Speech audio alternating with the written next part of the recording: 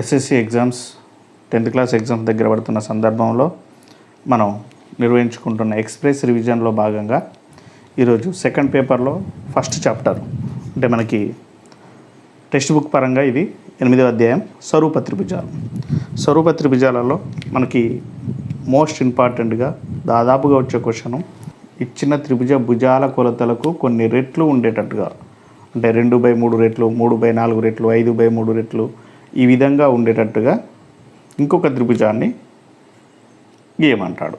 Okay, so అలాంటిది ఒకటి చూద్దాము. ఇచ్చిన త్రిభుజం ఏబిసికి 5/3 రెట్లు భుజాల కొలతలు కలిగిన అనురూప భుజాలు కలిగిన త్రిభుజాన్ని గీయండి అన్నాడు.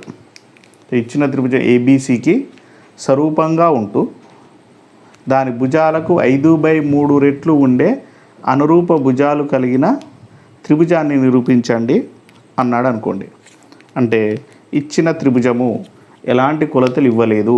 ఎలాంటి కొలతలు ఇవ్వనప్పుడు మనము స్కేల్ సహాయంతో ఒక త్రిభుజాన్ని నిర్మిస్తాము. స్కేల్ సహాయంతో ఈ విధంగా గీయవలను. నేను రఫ్గా గీసి చూపిస్తాను. మీరు వృత్తలేఖిని, కోణమాలిని, స్కేలు ఇవన్నీ యూజ్ చేస్తూ మీరు ఫేర్గా గీయండి.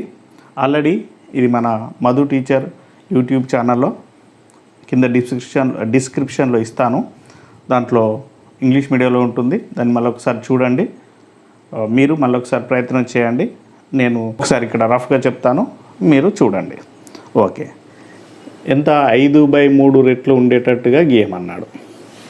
5/3 రెట్లు అన్నాడు కాబట్టి ఏం చేయాలి? ఇక్కడ మనకు ఉన్న దాంట్లో గరిష్ట విలువ 5. ఓకే, సో అదొకసారి చూసుకోవాలి. లవం పెద్ద ఉందా, హారం పెద్ద? లవం పెద్ద ఉంది, అపక్రమ భిన్నము. ఇంకోటి క్రమ భిన్నం కూడా ఇస్తాడు 2/3. ఈ రెండింటికి తేడా ఏందో ఒకసారి చూద్దాం. దానికంటే ముందు ఇలాంటి ఏ భిన్నం ఇచ్చినా, అపక్రమ భిన్నం ఇచ్చినా, క్రమ భిన్నం ఇచ్చినా ఫస్ట్ అయితే మనము ఒక కిరణాన్ని గీయవలెను. కొంత అల్పకోణం చేస్తూ బి దగ్గర నుంచి ఒక కిరణం ఎక్స్ అనుకుంటున్నాం, బిఎక్స్ అనే కిరణాన్ని గీసాం. దీన్ని పెద్ద విలువ 5 కాబట్టి 5 బిందువులు గుర్తించుతాం. అవి సమాన దూరంలో ఉండాలి. B1, B2, B3, B4, B5 అయ్యేటట్లుగా 5 బిందువులను గుర్తించినాం. తర్వాత హారంలో ఏదైతే ఉందో దాన్ని సితో కలపవలెను. అంటే 3 ఉంది కాబట్టి B3ని సితో కలపవలెను. ఆ తర్వాత బీసీని కొంతవరకు పొడిగించుకుందాం. బీసీని పొడిగిస్తున్నాను. ఈ విధంగా పొడిగించుకోవాలి. పొడిగించిన తర్వాత B3Cకి సమాంతరంగా ఇక్కడ 5 ఉన్నది కాబట్టి B5 నుండి ఒక సమాంతర రేఖను గీయవలెను. దానికి పద్ధతి ఉంటుంది. వృత్తలేఖిని సహాయంతో B3 నుండి కొంత వ్యాసార్థంతో ఈ విధంగా ఒక చాపాన్ని గీయండి. ఈ విధంగా వృత్తలేఖినితో చాపాన్ని గీయండి. ఎంత? కొంత వ్యాసార్థంతో ఈ విధంగా గీస్తాం. అదే వ్యాసార్థంతో B5 దగ్గర ఒక చాపాన్ని గీయండి. ఇది ఎంత పొడవు ఉందో కొలిసి అంతే పొడవుతో దీనిపై మరొక చాపాన్ని లేదా బిందువును పెట్టి ఆ ఖండన బిందువు నుంచి B5కి కలిపి పొడిగించుకోండి. ఓకే, సో ఈ విధంగా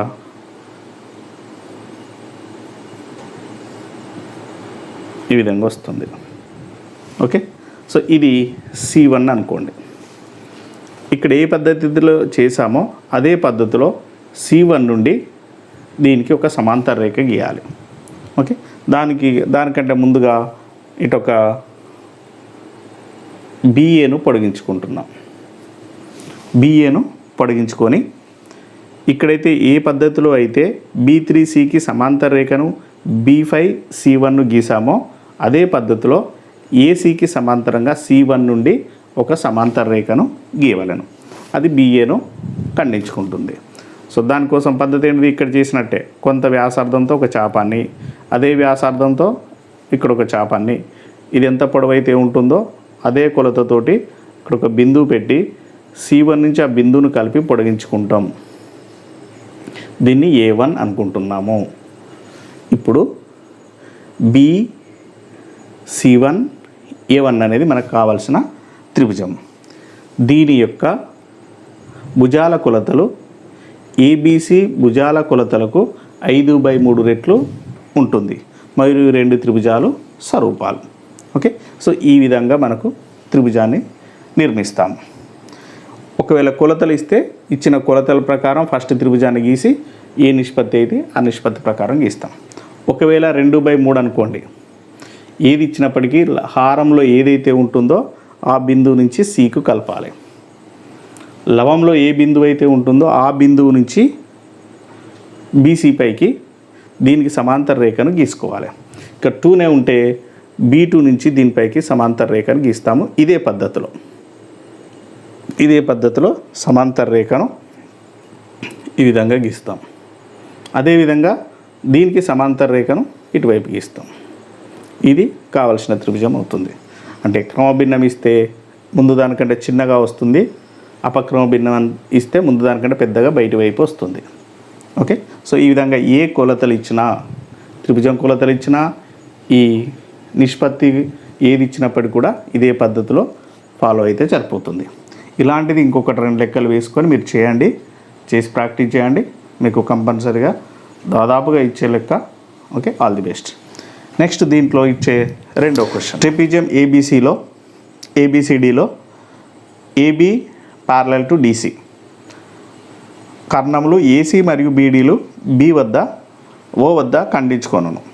త్రిభుజం స్వరూప నియమాలు ఉపయోగించి OA/OC = OB/OD అని చూపము. ఒక ట్రిపిజియం ఇస్తాడు, ఇచ్చినవి ఒకసారి చూద్దాము. ఏమిచ్చిండు? ట్రిపిజియం. ఒకసారి ట్రిపిజియం రఫ్ డయాగ్రామ్ వేసుకుందాము. ఇది ట్రిపిజియం పేరు ABCD. AC BD కర్ణములు O వద్ద ఖండించుకున్నాయి. అయితే ఫస్ట్ ఇచ్చిందంతా రాయండి. అంటే ట్రిపిజియం ABCDలో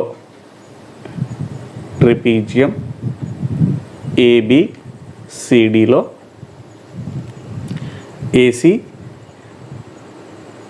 BDలు, ఫస్ట్ ట్రిపిజియం ABCDలో AB ప్యారలల్ టు DC, అదేవిధంగా AC మరియు BDలు O వద్ద ఖండించుకుంటాయి. పూర్తి రాయండి మీరు.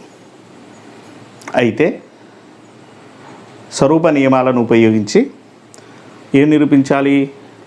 OA/OC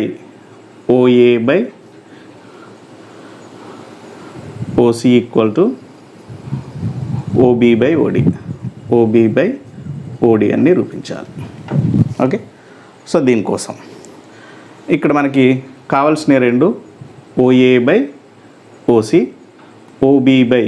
OB/OD కాబట్టి స్వరూప త్రిభుజాల నియమాలను ఉపయోగించి దీంట్లో నేను ఇది నిరూపించడం కోసం ఈ 2 త్రిభుజాలు తీసుకుంటున్నాను. అవి త్రిభుజం AOB మరియు త్రిభుజం CODల నుండి. ఆ 2 త్రిభుజాలు ఎందుకు తీసుకుంటున్నా అంటే మనకి కావాల్సిన కొలతలన్నీ ఈ 2 త్రిభుజాలలో ఉంటాయి. AO ఉంటుంది, OC ఉంటుంది, OB ఉంటుంది, OD ఉంటుంది. కాబట్టి దీంట్లో ఈ 2 కోణాలు శీర్షాభిముఖ కోణాలు. అదేవిధంగా ఈ 2 సమాంతర రేఖలు కాబట్టి ఈ 2 కోణాలు ఏకాంతర కోణాలు అవుతాయి. అదేవిధంగా ఈ 2 సమాంతర రేఖలు ఇది తిర్యక్ రేఖ అయితే ఈ 2 కోణాలు ఏకాంతర కోణాలు అవుతాయి. అదేవిధంగా ఇవి శీర్షాభిముఖ కోణాలు అనుకుందాం. కాబట్టి ఇది కో నియమం ప్రకారం ఈ 2 త్రిభుజాలు స్వరూపాలు అవుతాయి. ఇప్పుడు అదే రాద్దాం. కోణం AOB = కోణం COD, అదేవిధంగా కోణం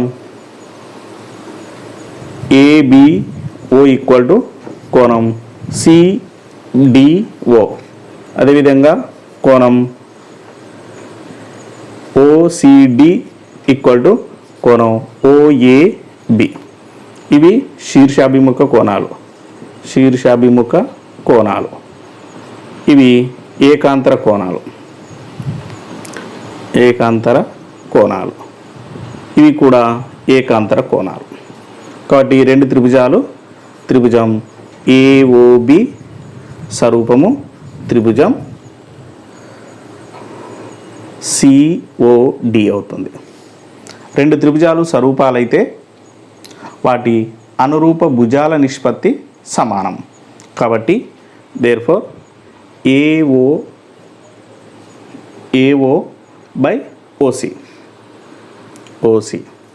AO by OC equal to OB by OD అవుతుంది.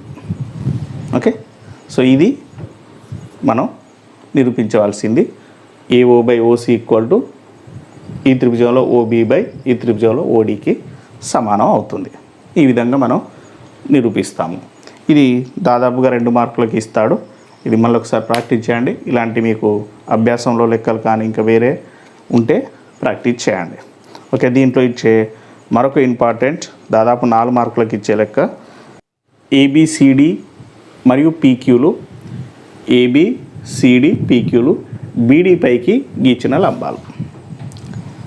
ఇక్కడ AB equal to X, CD equal to y, PQ equal to y, PQ equal to z అయినా 1/x plus 1/y equal to 1/z అని చూపండి అన్నాడు. So దీనికోసం ఇక్కడ first 2 త్రిభుజాలు తీసుకుంటున్నాను. ఏ త్రిభుజం అంటే త్రిభుజం ఫస్ట్ ఇచ్చినవి రాయండి.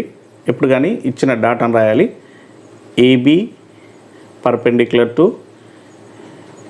బీడి, CD perpendicular to BD and PQ perpendicular to BD. ఈ 3 కూడా బీడీకి లంబాలు. అదేవిధంగా ఇచ్చినాయి AB equal to X, CD equal to Y and PQ equal to Z. ఇది ఇచ్చింది. ఓకే, సో ఫస్ట్ గివెన్ డేటాను రాయాలి ఎప్పుడు కానీ. తర్వాత నేను 2 త్రిభుజాలు తీసుకుంటున్నాను. త్రిభుజం ఏబిడి మరియు త్రిభుజం పీక్యూడీల నుండి. ఓకే, ఎందుకంటే మనకు కావాల్సిన దాంట్లో ఎక్స్ వై జెడ్లు ఉన్నాయి. అవి కవర్ అయ్యేటట్టుగా ఏబిడిలో ఎక్స్ వస్తుంది, పీక్యూడీలో జెడ్ వస్తుంది. ఆ తర్వాత ఈ వై జెడ్లు వచ్చేటట్టుగా తీసుకుందాం. సో ఈ 2 త్రిభుజాల నుండి ఆ 2 త్రిభుజాలలో కోణం ఏబిడి ఈక్వల్ టు కోణం పీక్యూడి ఈక్వల్ టు 90 డిగ్రీస్. ఎందుకంటే 2 కూడా లంబాలు అన్నాడు కాబట్టి. ఇది లంబము, ఇది కూడా లంబము కాబట్టి, ఇది లంబము, ఇది కూడా లంబము కాబట్టి. అదేవిధంగా కోణం ఏడిక్యూ ఈక్వల్ టు కోణం ఏడిబి ఈక్వల్ టు కోణం ఏడిక్యూ, ఉమ్మడి కోణం. ఈ రెండింటికి కూడా ఇది డి అనేది ఉమ్మడి కోణం అవుతుంది. కాబట్టి కోకో నియమం ప్రకారం ఈ 2 త్రిభుజాలు త్రిభుజం ఏబిడి స్వరూపం త్రిభుజం పీక్యూడి అవుతుంది. ఏబిడి పీక్యూడికి స్వరూపం అవుతుంది. 2 త్రిభుజాలు స్వరూపాలైతే వాటి అనురూప భుజాల నిష్పత్తి సమానం ఉంటుంది. కాబట్టి నేనేం రాస్తున్నాను? AB by PQ, AB by PQ. అదేవిధంగా లాస్ట్ రెండు బీడీ బై ఇది బీడీ బై క్యూడి, క్యూడి రాసాను. Okay, D. ఇక్కడ ఏబి అనేది ఎక్స్ మనకు తెలిసిందే. PQ equal to z equal to BD by QD, BD by QD. Okay, so ఇక్కడ ఈ రెండింటిని కూడా నేను ఇరువైపులా విలోమం చేయగా, ఇరువైపులా విలోమం చేస్తే z by x equal to QD by BD అవుతుంది. దీన్ని మొదటి సమీకరణం అనుకుంటున్నాను. అదేవిధంగా సిమిలర్లీ ఈ 2 త్రిభుజాలు తీసుకుంటున్నాను. సిమిలర్లీ త్రిభుజం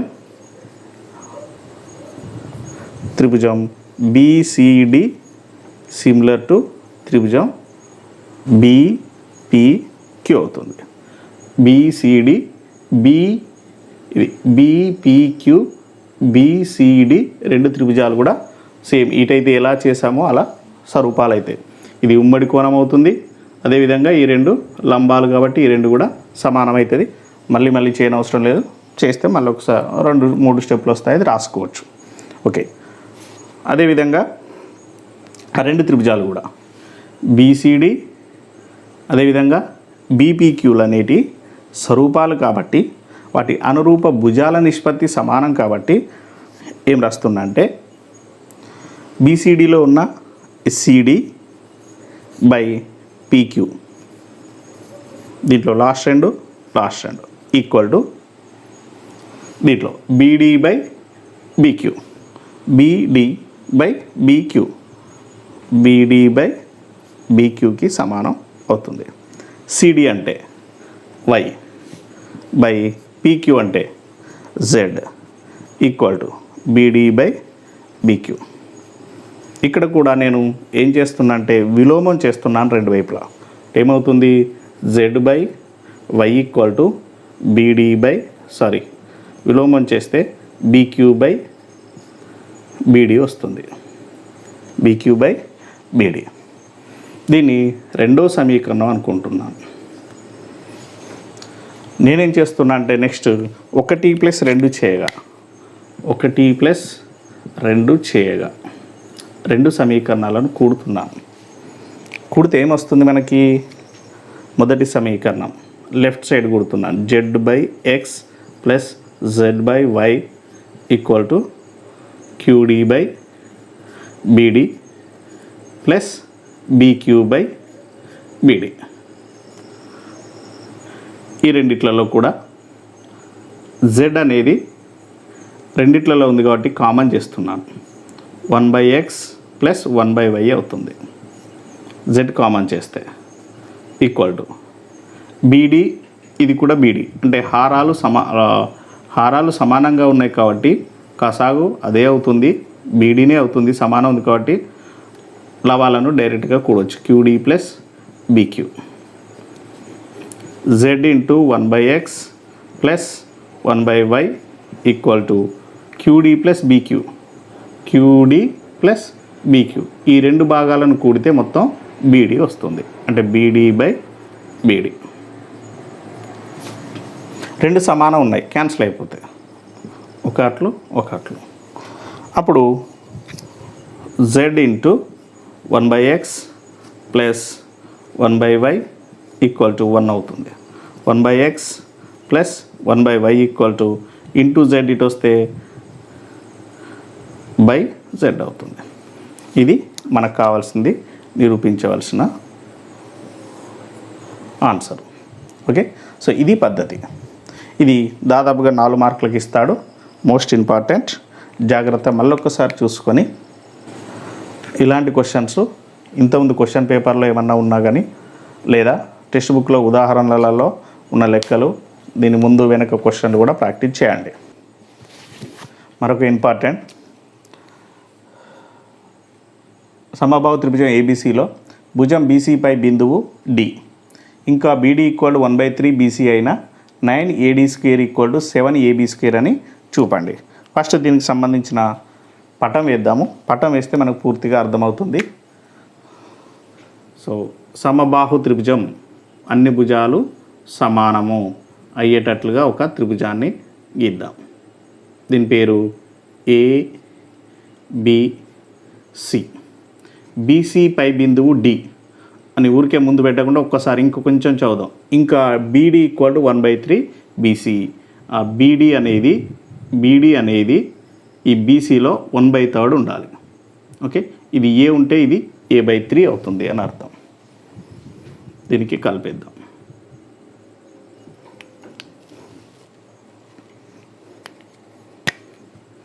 దీన్ని ఈ విధంగా కలిపేశాను. ఓకే, ఇది ఒక బిందువు. నెక్స్ట్ ఇది మధ్య బిందువు, నేను E అనుకుంటున్నాను, దానికి కలిపాను, AE కలిపాను. ఏఈని కలిపాను. మనకి తెలిసిందే సమబాహు త్రిభుజంలో మధ్యగత రేఖ అనే ఉన్నతి కూడా అవుతుంది, కాబట్టి ఇది లంబం కూడా అవుతుంది. మరొకసారి వినండి, సమబాహు త్రిభుజంలో మధ్యగత రేఖనే ఉన్నతి కూడా అవుతుంది కాబట్టి ఏఈ పర్పెండిక్యులర్ టు బీసీ అవుతుంది. ఓకే, ఫస్ట్ ఇచ్చింది రాస్తున్నాను. త్రిభుజం ఏబిసిలో డి బీసీపై బిందువు, అదేవిధంగా BD equal to 1/3 BC. Okay, నేనేమనుకుంటున్నా అంటే AB equal to BC equal to CA equal to A అనుకుంటున్నా. AB BC CA equal to A అనుకుంటున్నాను. అప్పుడు బీడీ ఈక్వల్ టు ఏమవుతుంది? బీడీ ఈక్వల్ టు 1/3 బీసీ కాబట్టి 1/3 బీసీ కాబట్టి 1/3 ఏ అంటే A/3 అవుతుంది. అదేవిధంగా BE equal to EC equal to A/2 అవుతుంది. ఎందుకు? ఈ అనేది మధ్య బిందువుగా తీసుకున్నాం. సరే, అది ముందు రాసుకుందాం. ఇక్కడ రాద్దాం. ఏఈ పర్పెండిక్యులర్ టు బీసీ మరియు ఈ బీసీ మధ్య బిందువు. ఓకే, ఏఈ అనేది బీసీకి లంబంగా మరియు మధ్య బిందువు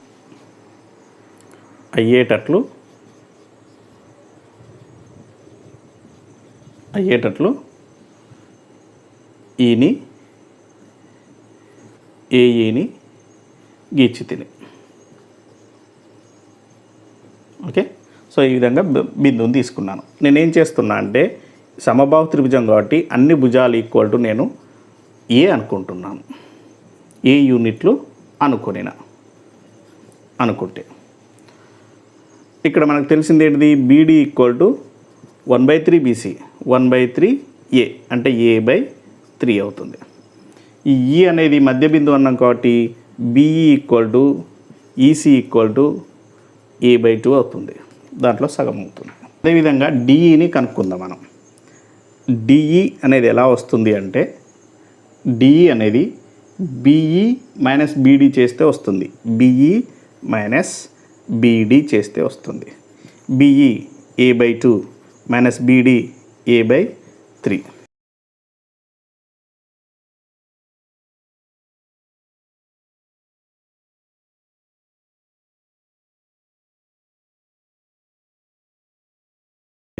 రెండు మూడుల కసాగు 6 అవుతుంది. 3 × A 3A minus 2 × A 2A that equal to A/6 DE equal to DE వచ్చేసింది. ఇప్పుడు నేనేం చేస్తున్నా అంటే ఏబిఈ త్రిభుజం తీసుకుంటున్నాను. త్రిభుజం ఏబిఈ నుండి ఏబిఈ త్రిభుజంలో కోణం ఈఈ ఈక్వల్ టు 90 డిగ్రీలు కాబట్టి పైథాగరస్ సిద్ధాంతం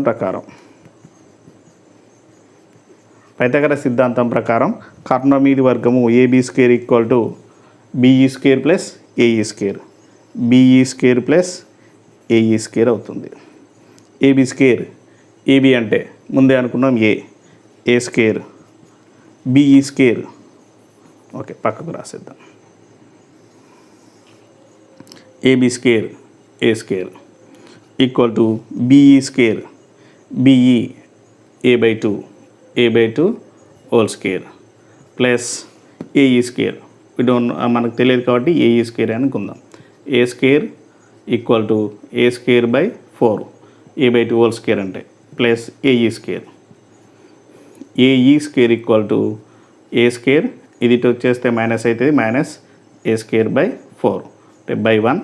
1 4ల కసాగు 4 × A 4A² minus 1 × A² that equal to 3A²/4. దేని ఈక్వల్ టు ఇది AE² ఈక్వల్ టు ఇరువైపుల వర్గమూలం తీసుకుంటే √AE² equal to √3A²/4. Square root cancel అయితే AE equal to √3 A square యొక్క వర్గమూలం ఏ, ఇది రూట్ బై 4 యొక్క వర్గమూలం 2 √3/2 ఏ అవుతుంది. ఇది ఏఈ. దీన్ని పక్కన పెట్టేసుకుందాం. ఇది ఒకటి పక్కన రాసేద్దాం. నెక్స్ట్ మనకు కావాల్సిన దాంట్లో ఏడి ఉన్నది. ఏడి ఉన్నది కాబట్టి నేను ఏడిఈ త్రిభుజం తీసుకుంటున్నాను. త్రిభుజం ఏడిఈ నుండి దీంట్లో సేమ్ ఇంతకుముందులాగా కోణం ఈ ఈక్వల్ టు 90 డిగ్రీలు కాబట్టి ఇది ఏడిఈ అనేది లంబకోణ త్రిభుజం అవుతుంది. కాబట్టి పైథాగరస్ సిద్ధాంతం ప్రకారం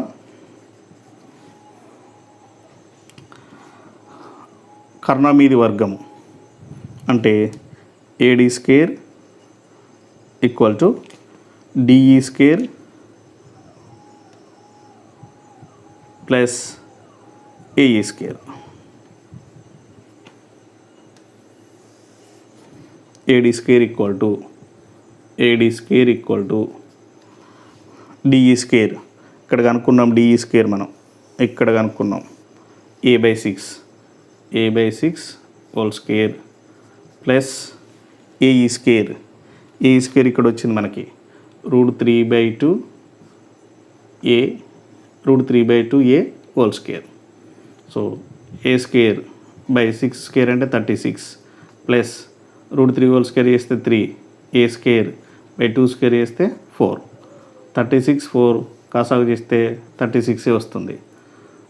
ఏ స్క్వేర్ ప్లస్ 4 9 36 కాబట్టి ఇంటూ 9 చేస్తే 9 వల్ల 27 ఏ స్క్వేర్ అంటే 28 ఏ square by 36.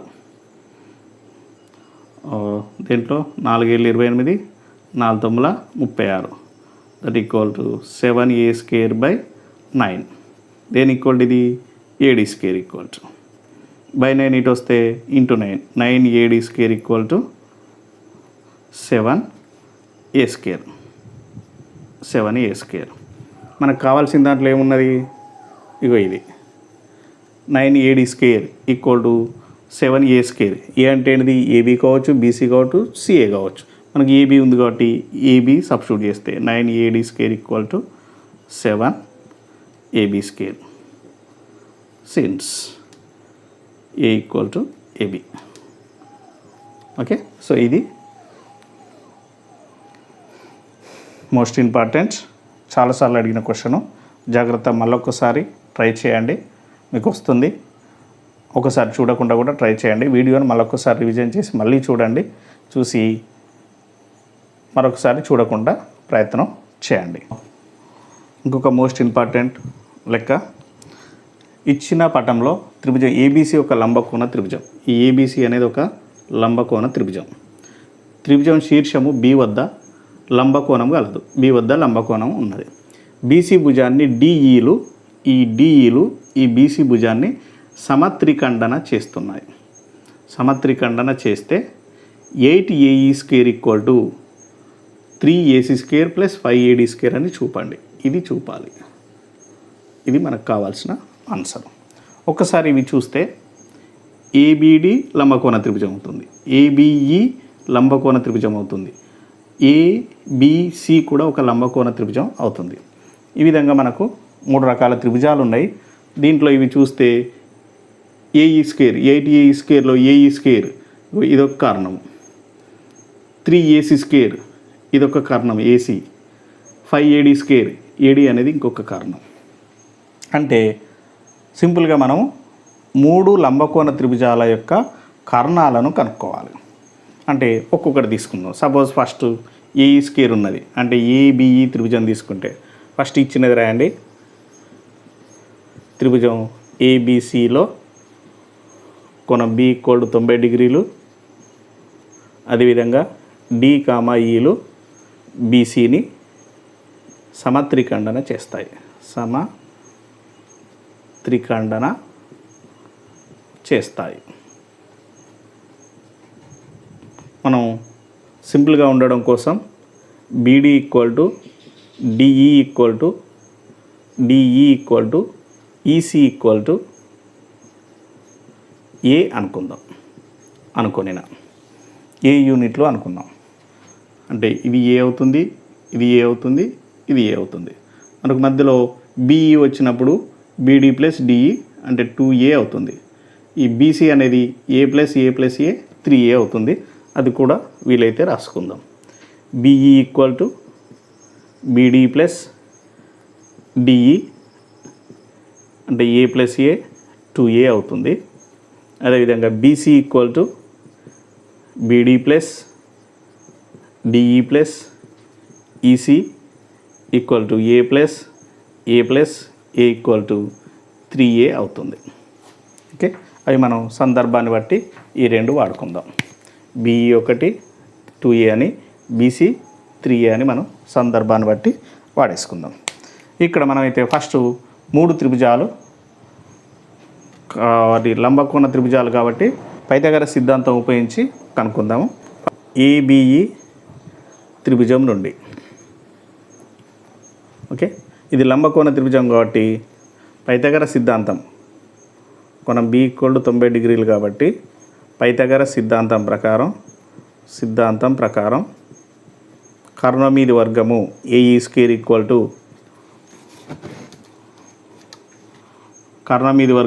AE square equal to AD square plus BE square, AB square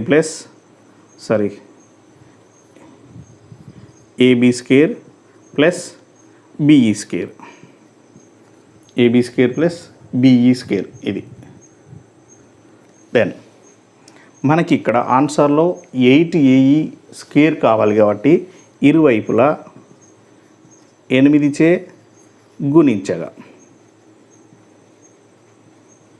గుణిస్తే 8AE square equal to 8 into AB square plus BE square అవుతుంది. అంటే 8AE square equal to 8AB square plus 8BE square. ఇక్కడ మనం okay, ఇక్కడ బిఈని మనం already ఇక్కడ 2A అని రాసుకున్నాం కదా, 2A అని రాసుకోవచ్చు. 8 2 8 2 16A అవుతుంది. దీన్ని ఒకటిగా పక్కన పెట్టేద్దాం.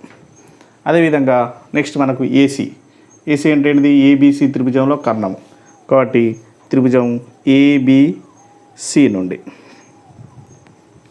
దాంట్లో కర్ణం మీది వర్గం సేమ్, కోణం బి ఈక్వల్ టు 90 డిగ్రీలు. పైథాగరస్ సిద్ధాంతం ప్రకారం కర్ణం మీది వర్గము AC square equal to AB square plus BC square అవుతుంది. AB square plus BC square, AC square equal to కర్ణ మీది వర్గము భుజం మీది వర్గము ప్లస్ భుజం మీది వర్గము అవుతుంది. AC square equal to AB square itself, BC square, బీసీని మనం ఇంతకుముందు 3A అనుకున్నాం, 3A. ఓకే, సరే చిన్న మిస్టేక్ చేసాం ఇక్కడ. ఇది బిఈ అంటే 2A స్క్వేర్, ఇది 2A హోల్ స్క్వేర్ అవుతుంది. ఇక్కడ 2 స్క్వేర్ అంటే 4 4 8 32 అవుతుంది, 32A స్క్వేర్ అవుతుంది. ఓకే, చిన్న కరెక్షన్, మీరు మళ్ళీ ఇంకొక స్టెప్ వేసుకోండి, మీకు ఈజీగా అర్థమైపోతుంది.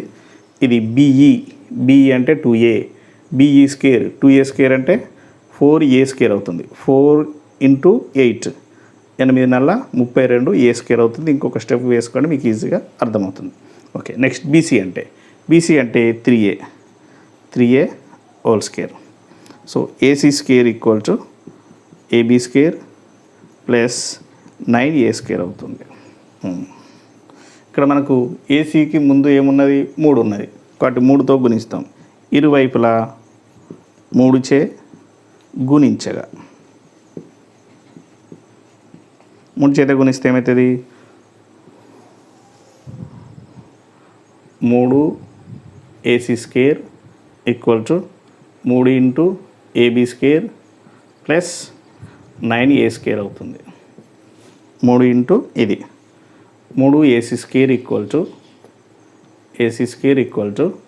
3AB square plus 3 9 27A square అవుతుంది. దీన్ని మనం రెండో సమీకరణంగా పెట్టేసుకుందాం. లాస్ట్ మిగిలింది ఏడి స్క్వేర్.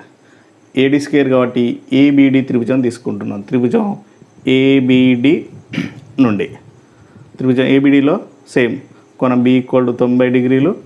సేమ్ మళ్ళీ రాయండి, పైథాగరస్ సిద్ధాంతం ప్రకారం కర్ణ మీది వర్గము AD square equal to AB square plus beedi square, AB square plus beedi square.